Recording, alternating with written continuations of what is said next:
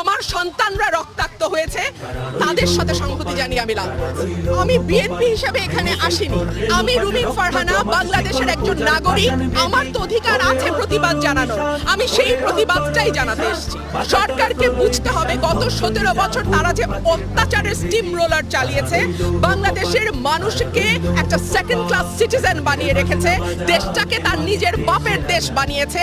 আর আমরা যেন সকলেই এখানে অনুপ্রবেশকারী, আমরা যেন সকলেই এখানে রোহিঙ্গা, আমরা যেন সকলেই এখানে সেকেন্ড ক্লাস সিটিজেন, এমন একটা আচরণ সরকার বাংলাদেশের মানুষের সঙ্গে করেছে, তার জবাব দিতে এসেছি।